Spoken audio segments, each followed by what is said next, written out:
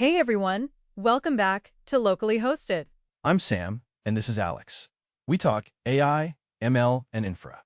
Today we're looking at OpenMythos, a Claude reconstruction. It's not just another wrapper. It's a theoretical rebuild from scratch. Wait, Anthropic doesn't release their core weights? Right. So this is a best effort guess based on public papers. That's wild. Let's dive into the architecture first. It uses a recurrent depth transformer, or RDT for short. RDT? I've heard that term, but what does it actually do? Think of standard transformers as having a short-term memory. Like, they forget context after a certain window? Exactly. RDT loops through its own output multiple times. So it's like reading a paragraph twice to understand it? Yes. It refines its internal representation iteratively. That explains the recurrent part of the name then. Exactly. It allows for deeper reasoning without more tokens. Okay, so how does the code actually look to use this? You install it via pip, then import OpenMythos and mythos config. Simple enough. What are the key config parameters? You define dims, heads, and the critical max loop emitters. Max loop emitters? So you control how deep the thought goes? Yes, more loops mean more refinement, but higher latency. That's a trade-off between speed and quality. Precisely. It's compute adaptive reasoning in practice. What about the attention mechanism? Is it standard?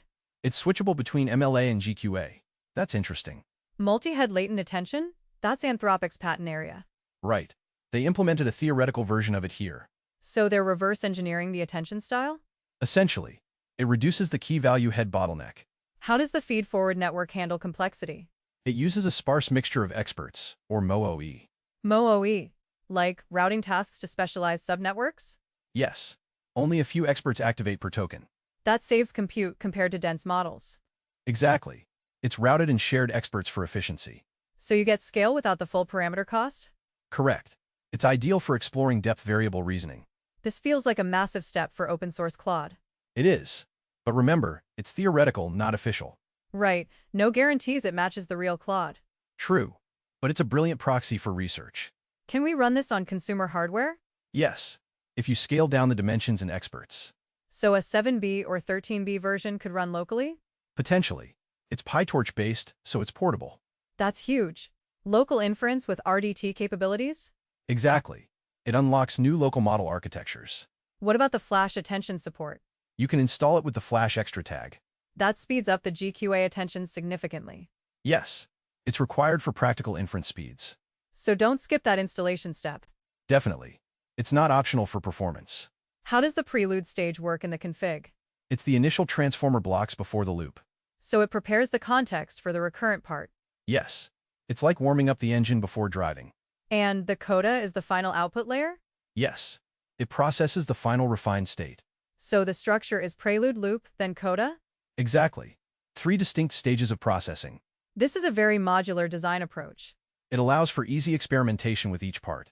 Can we swap out the experts for custom ones? Yes. The sparse MOOE is configurable. That's powerful for domain-specific fine-tuning. Exactly.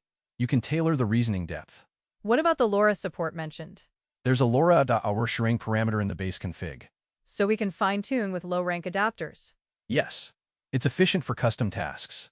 This is basically a playground for Claude-like models. Precisely. A sandbox for theoretical exploration.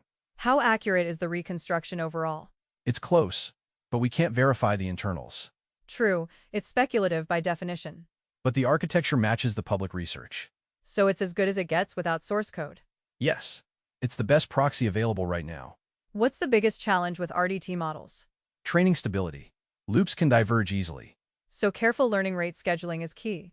Exactly. And good gradient clipping strategies. This isn't for beginners then? It's for those willing to dig into the details. But the potential payoff is huge for local AI. Absolutely. It pushes the boundaries of what we can run. So should we be excited about OpenMythos? Very much so. It's a milestone for open research. I agree. It democratizes access to these ideas. Yes. Even if it's just a theoretical clone. It proves the architecture is replicable. Exactly. It validates the public research papers. What's next for this project? More benchmarks and potentially larger model sizes. Fingers crossed for a 70B version soon. That would be incredible for local reasoning. Okay, let's wrap up our thoughts on this. Okay. OpenMythos is a brilliant, if theoretical, achievement. It shows what's possible when the community digests. Yes. It's a testament to open source collaboration. Subscribe to Locally Hosted for more deep dives. Original source is linked in the description. Thanks for watching. See you next time on Locally Hosted.